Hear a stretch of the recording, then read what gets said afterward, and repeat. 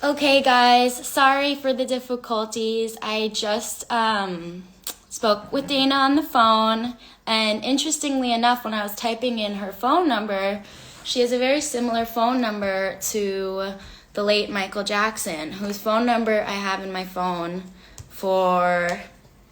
It's a really long story, but it is the real Michael Jackson. Okay, so hopefully now Dana will see that I'm live and I can add her.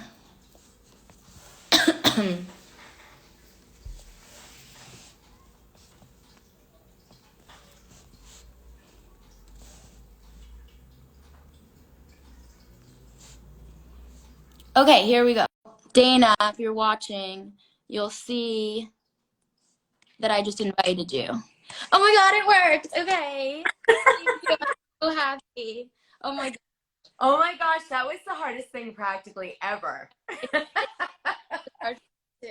I was kind of not your fault. I didn't expect. Okay, so I'm gonna just say to you, I have only done maybe in my whole life 3 lives on IG, and only one other one with someone else. Okay, so I am not. No, it's totally fine. It's not very self-evident You're too. so But cute. oh, thank you. Everyone thinks I'm younger than I am, but I actually am 26. That's a huge. You're married, right? No, I'm not married. You're not married yet. Your sister's I'm married. married. Yes, I'm definitely not married. Are you doing journalism like your mom? I wouldn't say that it's like my mom. I would say it's a little more niche. I don't really know what I'm doing, but I just like things I'm interested in. And basically, the reason why I messaged you in the first place a while ago was I'm super interested in Friends of and the role that they play in the Bravo metaverse or whatever. Especially, and then also other minor characters, not to call you a minor character, is a difference. No.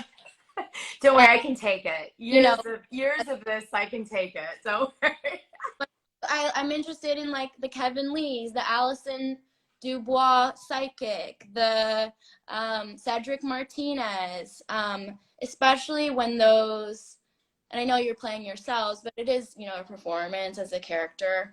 When they have appeared like pre-Instagram and pre-social media, because they can't really it's much harder to hold on to the fame.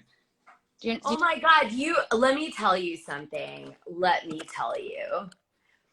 The worst part about being on a housewives show is that you're always thought of as that person.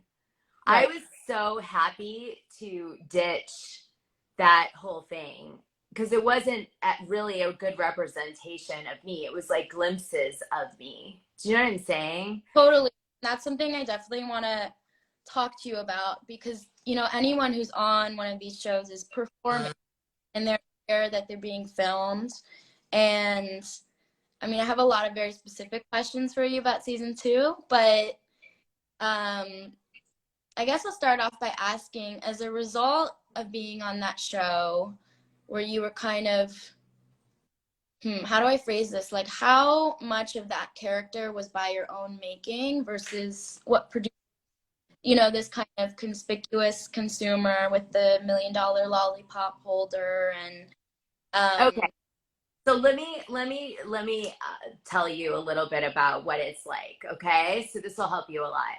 So basically, when I was on the show, it's changed over the years. So there's like a lot of the casting procedure and everything is different now, so it doesn't apply in the same way that it did back in when I was on the show. But when I was on the show, the way that it worked was they would try you out, and in my case, I was on. Want to hear a funny story? The producers, Evolution, didn't realize I was on season 1. oh, So yes, they of course, casted me, entities and for they casted me for season 2. And then you know what they said? I said, "You guys realize like I've been on the show already, right?" And they were like, "No." I'm like, "I'm the one who did the $60,000 birthday party for Taylor."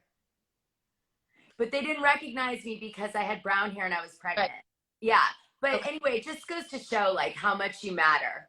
It's like not much, you know what I'm saying? But anyway, so I did this casting, and really what it was like was they wanted to see where you lived, what was your house like, what was your family like, and then they would put you in really awkward, uncomfortable situations, and they like wanted to see if you'd sink or swim.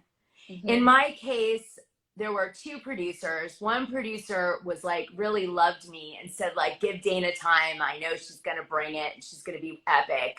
And then another producer's like, I think Dana's crap and I'm boring and forget her. She's not too nice for our show and blah, blah. Okay.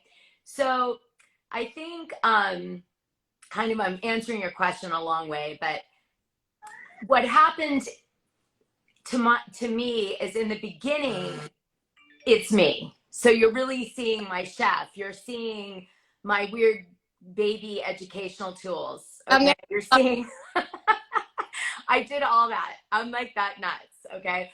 I did love to have parties. I was an event planner. I was kind of a cut through the crap person. Like you kind of see me cut everything down to like a one line thing. That was me. The glasses was, I think, more of a manifest. The reason I did the glasses was I was ostentatious at the time, but they were trying to get me to out Taylor's abuse, okay, on the show. And Taylor didn't want it out. She was worried that Russell Armstrong, her husband at that time, might hurt her and her child if it came out on the show. So my idea was if I kept buying sparkly, whacked out stuff, that maybe I could survive the season without outing Taylor. Okay, so it was kind of to provide a distraction. Right, and the producers loved it. So it was like working. So Okay. the producers were like, okay, we'll take this in lieu of it for a time period. Okay. So that on the day that I went out and the party at Kyle's house where Brandy's kid pees in the lawn and she said like my ex is cheating, which by the way he was, but I didn't know it. Anyway, she, when I went like, did you know? Okay. The producers are like, I guess because I had said to the producers, do you love my glasses? Look how cool they are. Do you want to shoot it? All this crap, right? And they did, by the way, they shot the purchase of the glasses. But it never was shown because my ex wouldn't sign the release because little did I know he was cheating on me and he didn't want it to come out. Obviously, he didn't want to be on camera. But anywho, so I went into the party and the producers probably felt fair enough because I was telling them so much about the glasses. So I went, they said, go and tell everybody. So then I went, hey, you guys, did you know? Did you know? Did you know? Did you know? And then it became such a funny edit, the way they edited it with the echo. And you've since made a song out of it. Well, I made a song, yes. I ended up making a song, which is now my podcast theme song for Dishing Drama Dana.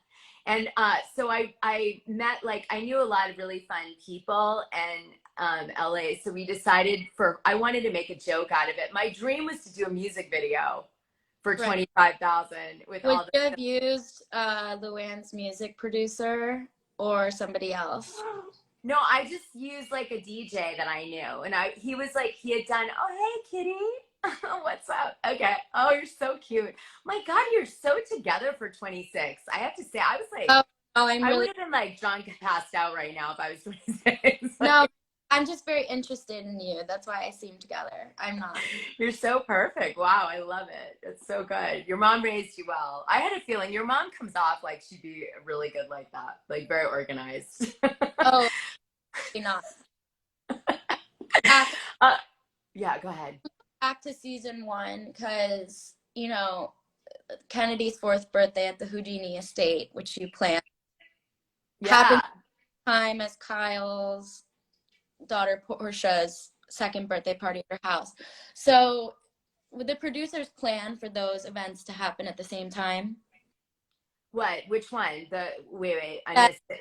The competing children's birthday parties. So Kennedy's birthday party is happening at the same time as Kyle's daughter Portia's. I don't remember. You know what? I forgot that storyline. That was definitely, yeah, made up for sure. Like, you Got know, it. like unbeknownst to us, we were just, you know, like I was told in season one, I wasn't casted. So what happened was Taylor called me up. I was doing all the movie premieres for like Sundance and Cannes Film Festival and all of these movies, right? I would do like gifting suites and Oscar party things, and it was fun. So Taylor said, I think it would be really cool if you came on the show and did my birthday party for my daughter, because it's so epic to have like a little girl have like someone like you do her birthday. So I was like, okay, cool. So then I was like, what's the budget? And she was like, you know, 60 grand. And I was like, okay, we'll see what we can do. Did Bravo subsidize events like that, or like does the housewife pay for all of it? They give you like two sticks and a straw. You know, it's like I think back in those times it would, you know, you might get $600 or $800 towards your party. Got it. Yeah. When I did game night, I think they gave me $800, which is why I was like, okay, everybody eat before you get here. And that's why there's only goddamn desserts, ladies. Right. So, Because I am not that pretentious. I'm like, look, I'm not paying for game night. Sorry. Like, what is a game night anyway? I mean, that was definitely made up, because I never in the history of the land have had a game I'm gonna go through though, like almost chronologically your appearances, because I have specific questions about the situations you were in. Sure. Hopefully it won't take forever. But so at that party though, that party is obviously more for Taylor than it is for her daughter. I mean, at least Yeah. presented to the viewer. It's sort of that what Andy Cohen calls the Bravo wink, where he's letting the audience in on this joke. And it's kind of juxtaposed with Kyle's party, which is seen as more family friendly. They don't spend, I mean, they still spend a lot of money on it. But do you feel like producers were trying, did you see early on that they were trying to make Taylor like perform in a certain way that she'd fit in a certain narrative, or was she really being herself? No, I think she was being herself. I Okay. think, you know, that Taylor's at that time, her kid was young. I don't think, you know, she probably had numerous birthdays, honestly. Okay. Got it. I want to jump a little forward to your first appearance as a friend of. So this is at Kyle's charity event. Mm. And my first question is, this is where you kind of see the earliest instance of Lisa Vanderpump possibly planting stuff in the press. And up until, you know, I think I told you, I'm only have just finished season 6 of Beverly Hills. I mean, obviously I've watched very diligently and in a very short period of time. But I used to ride for LVP. The way she's treated, you know, when they all turned against her in Puerto Rico was wrong. And I felt like Adrian didn't have proof about leaking to the press. But now I don't really know about all her calculating, about her being compared to Bobby Fischer. Anyways, do you think that Lisa Vanderpump was leaking info to Us Magazine about Taylor's marriage? Um, I don't know. I can tell you, I don't think so. My gut on that is she didn't, but I will say that the post-show narrative that Lisa was supporting Taylor Armstrong as a good friend in season 2 was BS. Yeah. Because she was not supporting her. In fact, there was a undercurrent of a storyline which never really manifested because it all came out, which was that the women were going to say they didn't believe Taylor. Oh, wow. Okay. Yeah. And thank God, because that wouldn't have aged well now, would it have? No, definitely not. But I was the only one who stood by her side. And in fact, you can Yeah. see me screaming, as you're probably going to mention, but in the back, like towards the end of the season, and they edited me out, but you can see me Wait, in what? the background going, if my friend said it, it happened. Oh, at the white party. Yeah. At the white party. And they were like, did everything to like keep it, because they were still trying to play that narrative a little. Yeah. Interestingly, I don't think that would really work 10 years later. But yeah, tone deaf now would be, yeah. another thing at that cancer event, your first appearance. It's also Brandi Glanville's first appearance. No, it's not your first appearance, but her first appearance. And then do you feel like Lisa Vanderpump, is like performing concern she confronts Taylor about her weight? Do you think she's just doing it for the camera? No, I mean, what happened that night was, I think they were trying to, it was a leftover thing from the previous season. They needed something sort of to fight about. Everybody was aware that it was, it was like the starting point of the next season was about Taylor's weight. And I think they were trying to see if I would come for Lisa. Got it. And I was trying to, what I couldn't figure out when I walked in that night and felt that everybody wanted me to come for Lisa was, how do I become friends with Lisa when I don't even know her and come for her in the same evening? So I was trying to navigate that, which is why I come in so strong. And I'm like, we're going to be friends. Because I'm literally trying to be like, we're friends, now let's fight. I'm not an actress, obviously. So I wasn't very I guess I wasn't tactful enough. I don't know how I should have done that. Maybe I should have just bought her a drink and actually spilled it on her or something. Maybe that would have been better. No, I think you did the right thing. I don't know. I don't know what I would do in these pseudo situations or whatever.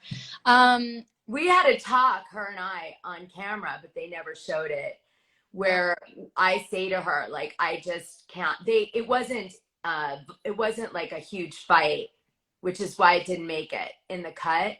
But it was basically me navigating her, what, I don't get it. What's your problem with her weight? And we did this whole thing. It was a really uncomfortable conversation, but it wasn't screaming. Mm-hmm. So I think they were this, it just wasn't weighty enough, so to speak. Okay. So also at that event, when Brandi comes on, and she's interestingly introduces a friend of Adrian, and we know how that turns out, obviously. And she comes in on crutches, and everyone, honestly, especially Kyle, in a way that I think is a little out of character, is immediately super mean to her, apparently because of the connection to Cedric. But there's this moment where everyone is kind of gossiping in the corner about her wearing a stiletto with her boot. How staged was that kind of mean moment? Well, really, that mean moment wasn't about any of that. It was really about the girls knew that there was another girl being casted for the show. And Mm-hmm. at the time, I was friends with them, and that girl, Brandi, wasn't at that time. She was just a stranger. And so the girls were trying to show support to me by being kind of a jerk to Brandi. That's what really sort of was happening. Okay, that's so interesting. And, yeah, so this is what's really happening. Okay, but then they make it a storyline that you guys could follow. I mean, were you surprised when you eventually watched the show, which must have been many months later, at storylines that were concocted through editing that you didn't anticipate, I guess? Yeah, well, they even keep secrets from us. Okay. So in other words, it wasn't until later that I found out from Adrian that she didn't really know Brandi ever. Okay, but everybody that I knew nothing of Brandi. They're we don't know who she is. Well, the friendship in the first place doesn't make a ton of sense. I mean, I don't. Can you imagine Adrian hanging out with Brandi? Come on, yeah, it does make sense.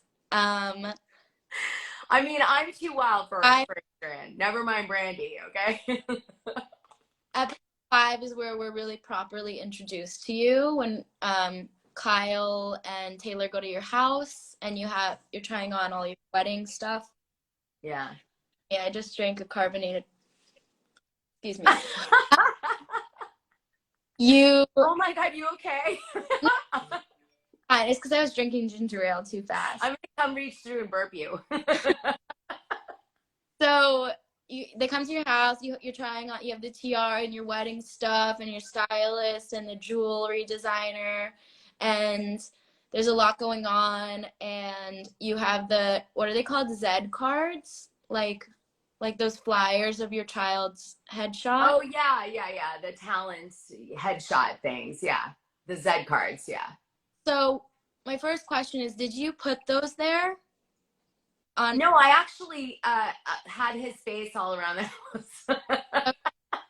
Like I legit, I mean, you know, I think at that time, one of my big things with him, he was working a lot as a little baby model. Okay. So I was really like going for it. Like I was, you know, kind of promoting him and stuff. And I mean, they are cameras and they are on, you know, it is a show. So it's Got kind it. of like if I was your mom and I'm doing like an at-home thing and you want to be a writer, I'm certainly going to be like, and my daughter is a writer and here she is, you know, like why wouldn't I? It's only going to help you. I mean, that's all that Lisa Rinna does with her children, right? Anyway, we can talk about that later. But my question is, could your child really read at 18 months and speak Thai? Yes, that is 100% true. Okay. My son actually was taught sign language. So Okay. and when you have a baby, you got to do this. It's epic, okay? So you do baby sign language. For example, this is milk. Oh, Okay, I know it's a cow. Like, okay. okay. And this is a plane. Anyway, you get the drift. It's very simple sign language, but it's about things that a baby can communicate with the mom, right? So when he was little, I did that and I combined it with the babies can read thing. I probably talked about it on the show, but basically the way it works is instead of a kid learning phonetically, he learns in a memorization way, in a similar way to a foreign language when a Okay. baby learns its first language. Anywho, I'm a big advocate of this, but so I would like, for example, show John a word like milk, okay? And he'd see the word and he'd sign milk. Okay. But that's not Thai. Oh, the Thai. He did speak Thai. And they actually, his nanny, Miss Sue, who was on, I don't know if she was on the show, but she spoke only Thai with him. And so he memorized all of like the Thai. She was Buddhist, so she taught him all the Thai prayers, and he said it. They played it on Watch What Happens Live, or whatever that was called back then. Archival on that. Yeah. It's out there. It's on YouTube. You could see it. I will look into that. Okay. We've talked about the sunglasses a bit already, and the reason why did you know? My friend Daisy from New York, not to be confused with Yolanda's health advocate Daisy, wants to know if you wish you'd bought something a little more timeless. I don't know. I feel like sunglasses, you know, you can always wear them and they don't really go out of style. Like I probably wear those? I don't, because I see them more as, I would like to see those in some sort of pop culture museum at some point. I keep certain keepsakes from the show. Have you tried to enter them into the Bravo Clubhouse collection? No, I'd never give Andy my sunglasses. He knows that. And there was some shade. And in that scene at the barbecue at Adrian's house, Camille, in her confessional, says most people that have a lot of money don't really brag too much about it, and that's the honest truth. Obviously, we learn in the reunion a little bit about why you were doing that. Yeah. You do kind of point out that all of those women are doing some kind of conspicuous consumption performance all the time. So we talked a little bit about how, so it was orchestrated by you, but also the producers, they were into it. And you were saying it was also a way to distract from the Taylor stuff, right? Yeah, that was mainly for me. The reason that I was like, you know, the brand dropping thing was my personality. And that wasn't because I'm pretentious. It actually is because I'm overly informative. Okay. So when I, like, if you can tell from just talking to me, if you said to me, like, what are you wearing? I'm going to be like, oh, this, if I know, I'm going to like list it out like a journalist, you know what I mean? And what I'm wearing is who I am. You know, you say someone likes your outfit, oh, it's Valentino. Um, Yes, absolutely. Because I'm like, what the hell are you asking for? You want to buy it or get it, or I mean, yeah, I get it. Um, so let's get to game night. And how much do you have? Because I don't want to take up too much of your time. So I'm gonna try to get through things quickly. Are you okay on time? yeah. Okay, me too. I don't have anything planned, even though it's Friday. But okay, so why didn't you have much furniture in your house, if you don't mind me asking? Okay, so the house was a rental. It wasn't owned, and it was ginormous. And it was like, it looked like the Vatican inside. It wasn't my taste. It was my ex-fiance's taste. Mm-hmm. And it was just this giant, it had like a 20-foot entry hall. It was just random. It just had no purpose. It had a hallway that was like a mile long, you know? It's like, why? I don't know. What the hell do you put in a hallway that long? It just, it's just a silly floor plan, honestly. Okay, But also, if you moved in and you were going to live there forever, you'd probably hire a designer to figure all that out. But we were only there for 2 years. right. That explains everything. So the game night becomes pretty explosive, and it's the origin of, the meme of Kim and Kyle, like, Yeah. doing that. A lot of memes came out of season 2. Yes, and I wanted to talk about that because, Cat lady and well, yeah, and we'll talk about the lady yelling, Taylor yelling at the cat meme, because what people don't get, that meme has been used by so many people without context. That there's so much trauma in that image, and that gets lost. And because it's been dissociated from the person, right? correct. All right, Yeah. back to See, you're very deep for on. you're deep for Bravo. Do you feel like Kim and Kyle? I was just rewatching that scene, and yes, Brandy maybe was wrong to point out the bathroom thing. I don't know what was going on. Crystal meth in the bathroom? Hell yeah, she was wrong. Everybody, let me just tell you what happened on game night. Okay. Okay. What's Okay. really happening on game night? Brandy was coming in hot. She wanted her position on the show really badly. Okay. And she needed the money, no joke. Like, had to come and get it and had to take it. And I get it. I was not in the same position as her. Okay. So, gotta give it to her for that. And she was like, gonna take out anyone any way she could. No, like, it didn't matter.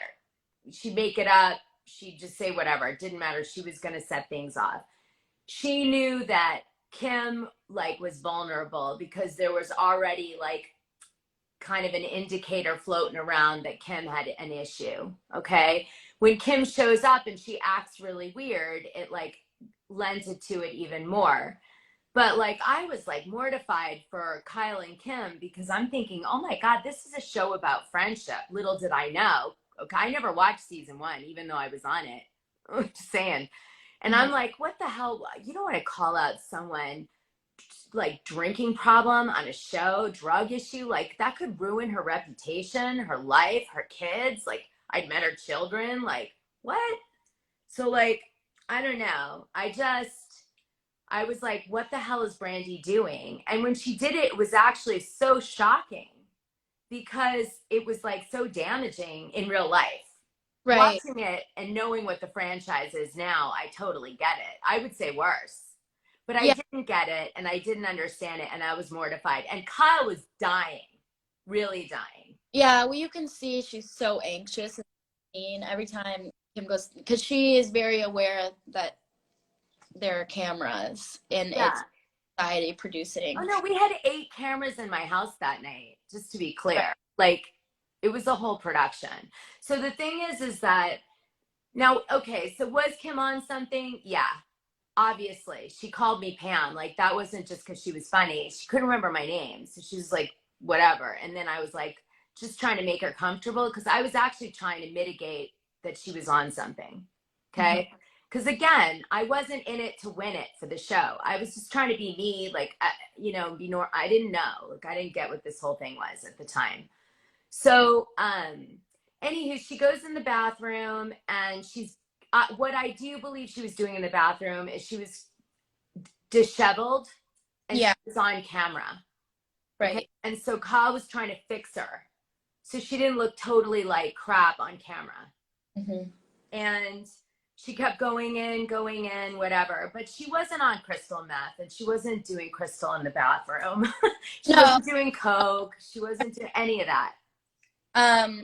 Sometimes though, actually strongly feel like Bravo has really exploited Kim Richards and her. I mean, we kind of become anesthetized to her suffering as viewers, and it's like, I never know how to pronounce this, but Schadenfreude, like we're taking pleasure in somebody else's downfall almost. I mean, do you feel like being on TV could have made things worse for Kim or not?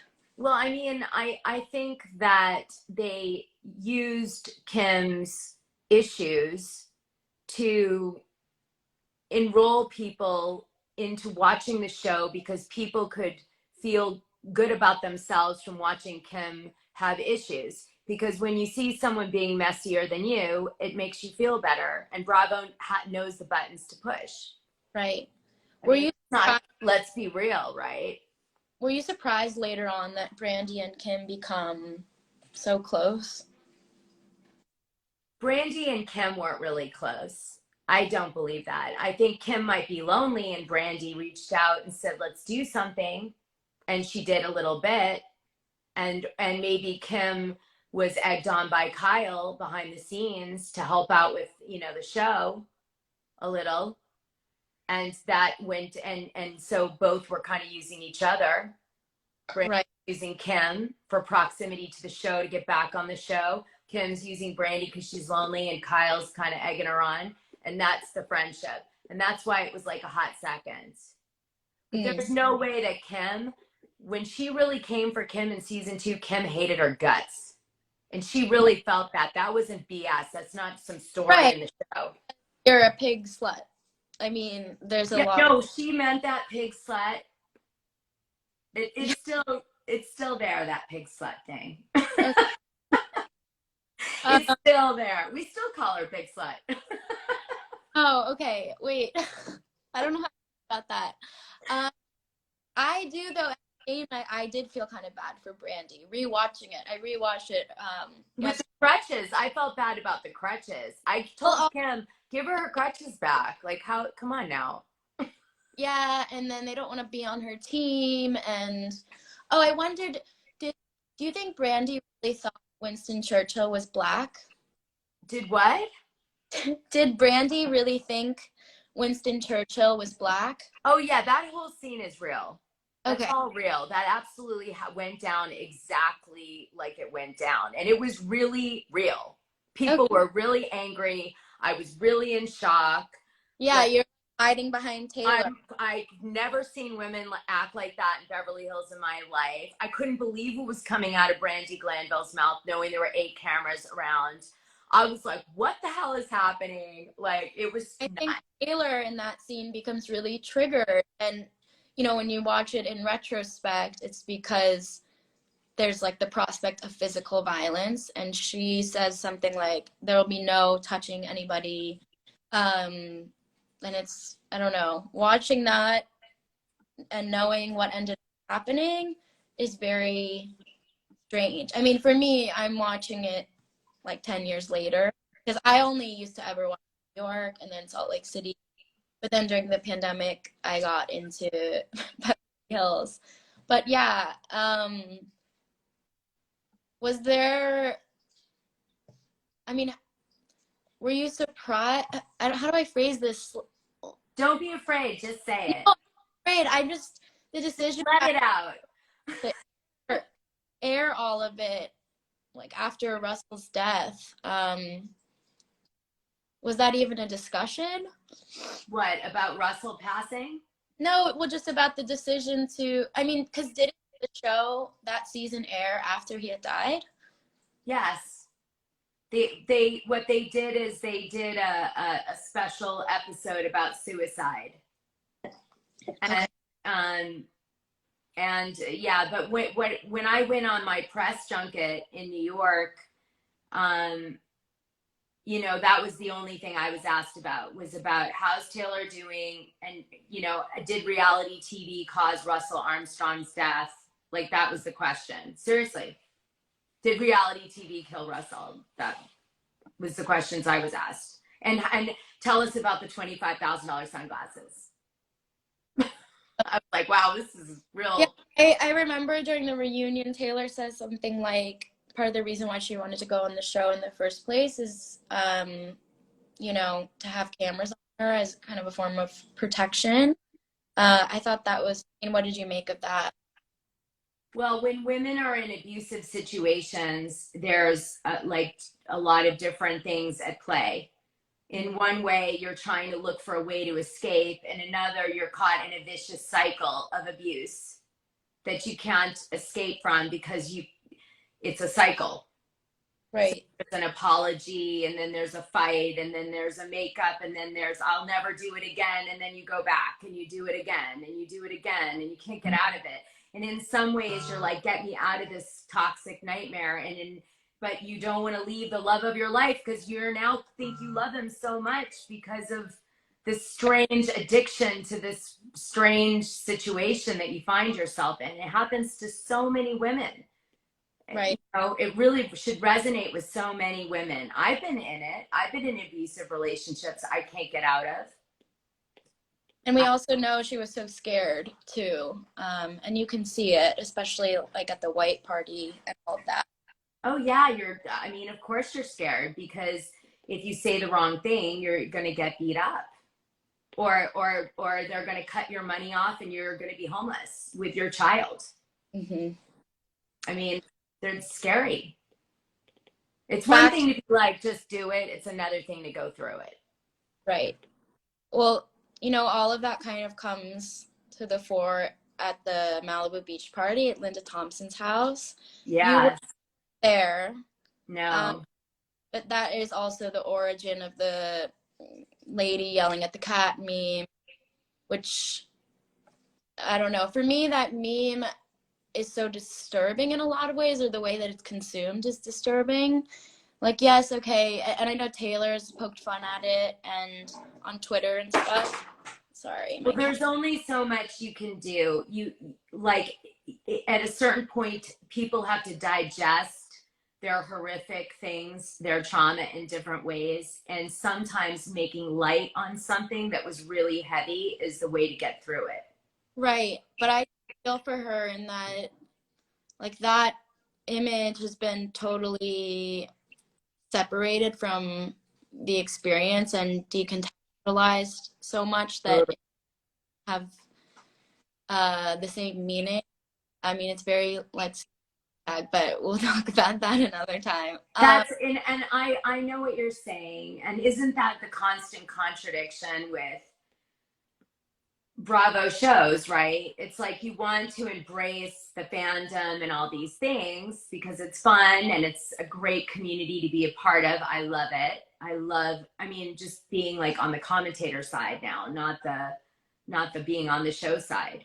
But at the same time, I myself go, am I sick? Because sometimes I'm like, oh yeah, look at this happened. And I'm like, oh my God, what's wrong with me? Like, why am I loving this so much? It's like, that's the contradiction. Right. You know? No, same way. It's really, am I, you know? Right. I know you're not there at the Malibu party. I do think it's kind of ironic that Camille is always commenting how you're trying so hard, but the person that she brings, Dee Dee, Deirdre. Love Dee Dee in real life, by the way. In real life, but, you know, obviously you know, or at least right now, like, we're talking about these people as characters and not really as themselves in a way. I mean, maybe some of them, their character is close to how they are in real life. But what people don't realize, I think, is that in the woman yelling at the cat is Dee Dee. And she really instigates a lot of that. I wondered if she was maybe trying to become a friend of or something. I don't know. What do you think? You know, you're always, when you're shooting on the show, you always play with the idea of, do I want to cast for this? But just being on the show is not casting. It is now. That's what's confusing. It is now. So when you see girls shooting now and they're like appearing at events and out with, you know, Larry and, you know, whatever it is. I know, I just came up with that name, but you know that those people are trying out. But in the old days, it wasn't really like that. It was just like they'd say, bring a friend to the party. So you're not like, when you're not shooting, you have something to do. Got it. When you go to Vegas and you have the lollipop holder, I wondered, was that borrowed? Yeah, it was borrowed. Can you imagine if it wasn't? No, That would have been way more epic. If it wasn't, I would have been like, that's queen shit, okay? To have the lollipop holder worth $1 million in your jewelry box. No, I actually borrowed it from Sugar Factory. I'd hosted a nightclub party at Sugar Factory. Okay. And you know how they give you lollipops and all that stuff, and and I was doing it with the Jersey Shore guy, the cute one that's the lawyer. And so anyway, they said, oh, you're shooting the show. And I said, I heard you have $1 million lollipop holder. And I'm like, could I borrow it for the show? And they said, yeah, you could borrow it. So they let me borrow it. And I wore it like all night. I had so much fun with that lollipop holder. It was so cocky, you know, like. Yeah. It's fun to be like that once in a while. Yeah. Well, when you're younger. When you get older, you get like more, you know, nowadays I'm like, I don't need all the, you know, like I don't need fancy things anymore. But when you're in your 20s and 30s, I mean, do it. Be that queen and do that and live that fantasy and have it all. But then you come down back to earth and you realize it's all just BS anyway. Right. Experiences are what matter, not things. Yes. True. I know I'm sounding like an old FART, but what can I tell you guys? It is what it is. Very true. At the white party, I know you spent a lot of time with Kim and her sort of unfortunate boyfriend Ken, but what did you make of Kyle turning away Russell and Taylor because of the Camille issue? I mean, did you witness that happening? Yeah, I remember everyone was in a tizzy that night about it, and how do I explain it? When production is hardcore into a storyline, they start to control the situation more and more. Okay, that's so true. Yeah, so they'll block people. Really? Like, don't come over there kind of thing. Yeah. So they kind of relegated you to deal with. They had already decided my fiance wouldn't sign the release. Okay. Mm-hmm. So by the time we were at like, you know, we had shot weeks with him and he wouldn't sign. They were so pissed, production. They were so pissed. They were like, what? And so, because they couldn't use any of the stuff that we shot prior to that point. So they were like, I was done. That was like, and I think they wanted him in it because he was so weird. And so they were like, oh, Dana's good, but Dana with him, the weirdo, great. You know, like. Yeah, it's like. Just to say what it is, right? I mean. Yeah, really, really weird. Yeah, totally. I thought you showed yourself to be a really good friend to Taylor. You know, when she comes over, she tells you she's left Russell. I mean, you know that. Are you, and maybe I should know this, I did listen to a bunch of your. Don't worry, I'm not going to give you a grade on this. Okay. Are you still friends? With who? With Taylor. Oh, Taylor. No. Okay. Moving on. No, I'm not friends with Taylor. Okay. We'll move on. That's okay. In the reunion, you explain your conspicuous consumption, the way you behaved, because people are super critical of it. I mean, the other women. And you mentioned that you went to Nightingale. So I went to Spence, and I was curious. You're a Spence girl. I love it. Is Spence as pretentious as it used to be? I think probably. I don't know. I mean, I changed for high school, but I was wondering what was your most interesting memory from Nightingale? And it can be about pretentiousness or whatever you want.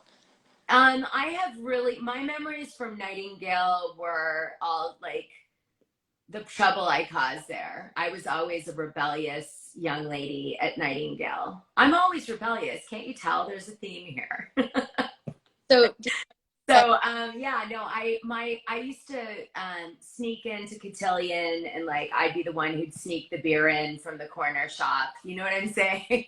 At Cotillion, I used to be the one who like pinned the skirt and rolled it up to make it higher. You know, Spence girls do that too, okay? But like roll the skirt up. What else? Do we hang out with the St. David boys after school? What else? I don't know. There were so many scandals back then.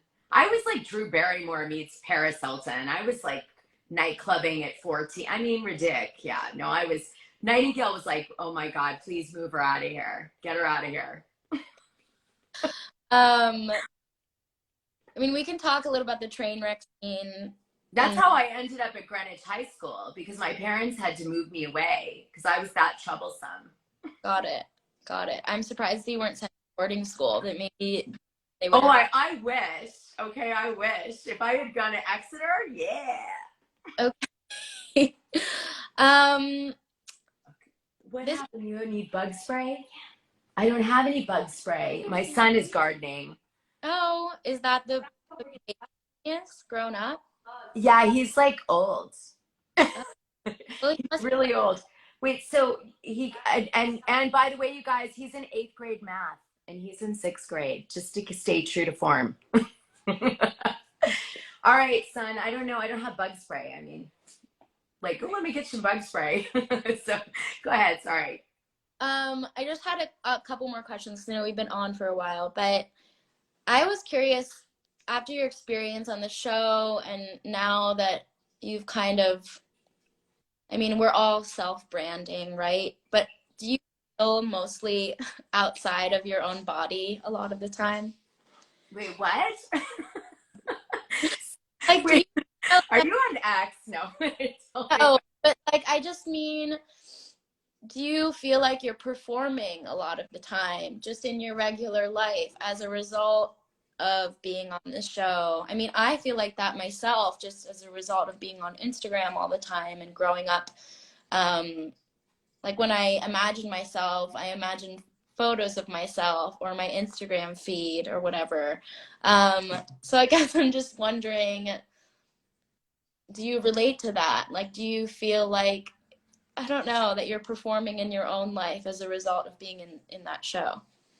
No, I have tapped something inside myself, which I'm really digging, which is I have a podcast called Dishing Drama Dana, Mm-hmm. like my own Reddit, right? I also post all my receipts in my Patreon, like, and it's always the crazier stuff. I do these really deep dives on things, and then I have a YouTube channel that I do gossip on, and I do it in a really different way. And what's come out of it for me is I realize I'm an artist, and I really enjoy sharing and looking at things in a different way and sharing it with people. Because when I went on Instagram a year and a half ago during COVID, because I never was on social media really except Twitter, I was like, wow, this is like a whole world.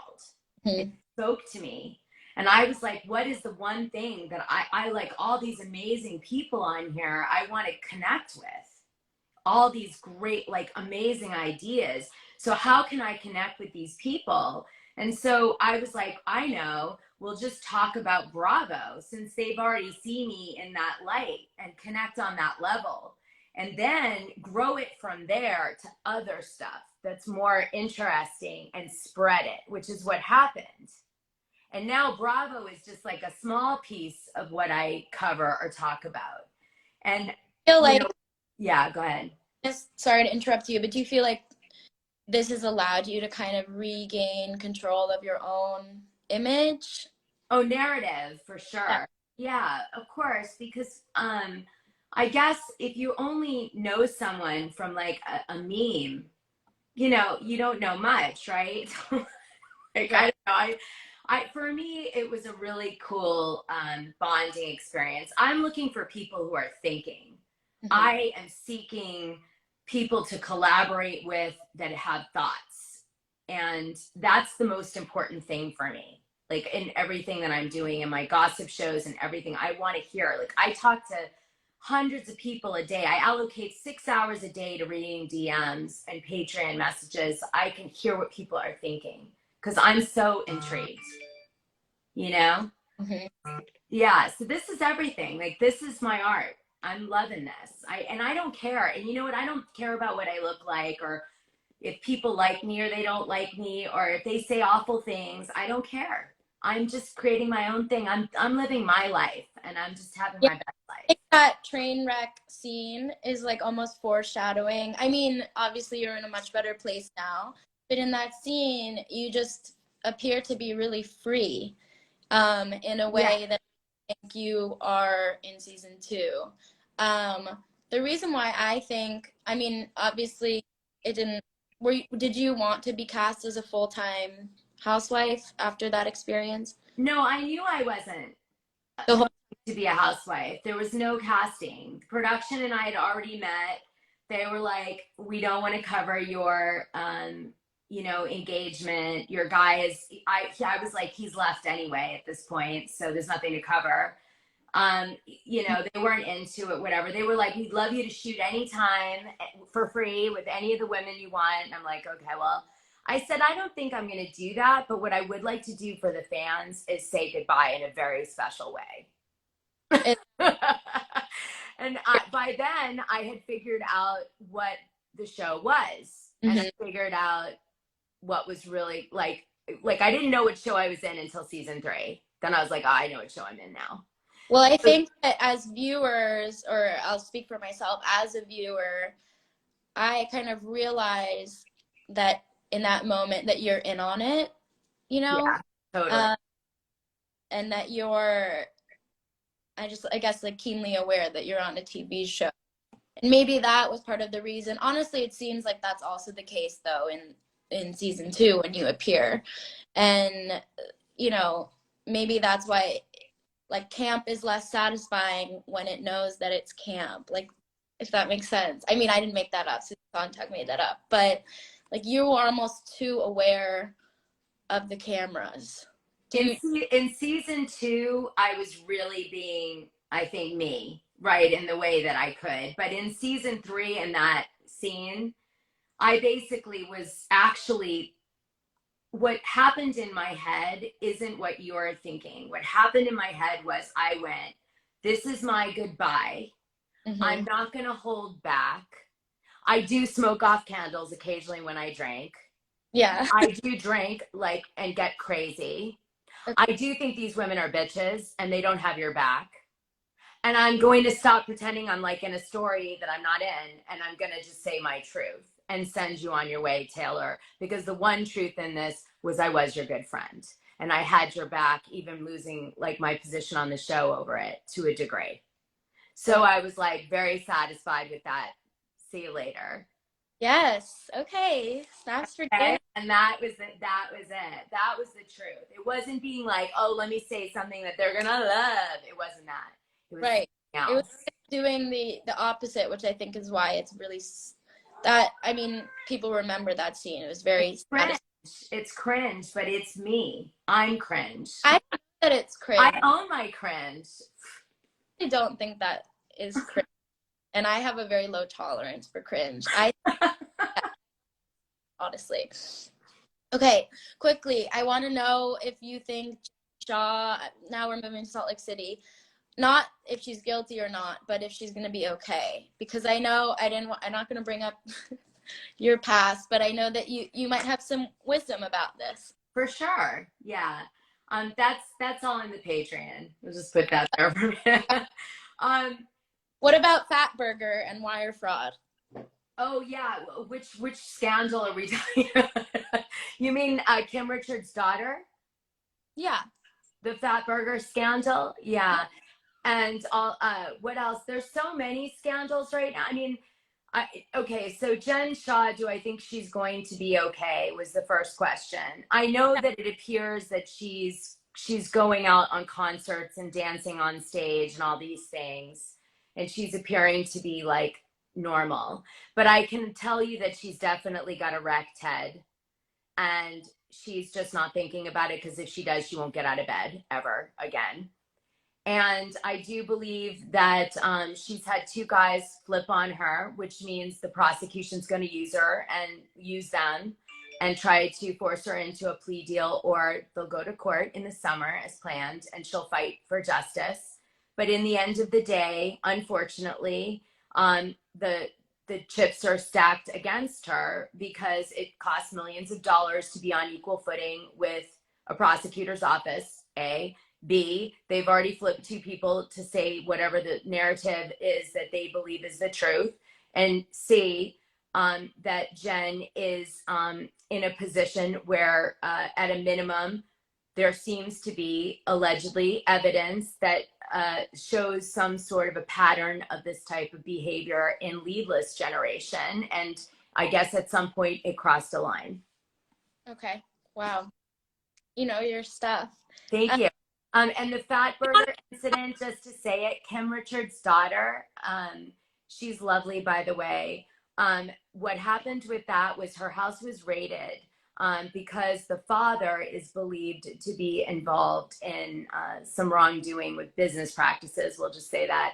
And so they raided Kim Richards' daughter's house to see if there were any records, I believe, related to the business, because her husband worked for the family business, which is Fat Burger. And that is what it has happened. And this is not the first run-in with Kim Richards' daughter's husband's dad and the law. So okay, there's... got it. By the way, because I know there's this whole rule that if you start or promote a business while on a housewife show and it makes over, what is it, $1 million, that Andy Cohen will own part of it. I mean, I know that was the case with Skinny Girl, right? So do you know if that's the case with Fat Burger? It was just, I know it was just promoted so heavily. I no, because Kim Richards doesn't own Fat Burger. I mean, you know, so Kim like promoting it on the show, or it would be more of a paid, if anything, it'd be a paid product placement, which, you know, I've done paid placement like over 80 films, so I'm pretty good on that.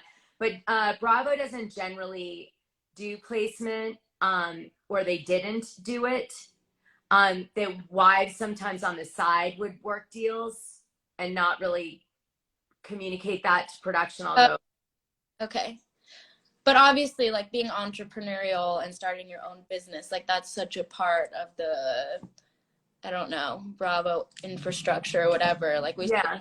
Girl with all of Lisa Vanderpump's restaurant. I mean, every party Adrienne Maloof has is, oh, it says we have 1 minute remaining. Okay, last question. 3 words to describe your reaction to Hilaria Baldwin's 7th pregnancy.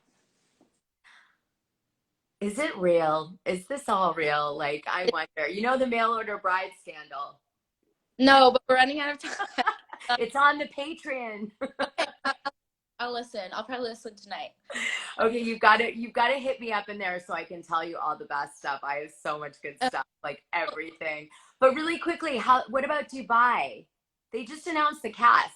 Well, I'm obsessed with Dubai as like a non-space, and I'm really interested in Lindsay Lohan's experience in Dubai. I'll definitely be watching. I think it'll be pretty fascinating. But well, Lindsay Lohan, of course, is not on Dubai Housewives, which is sad. I wish. I think reality.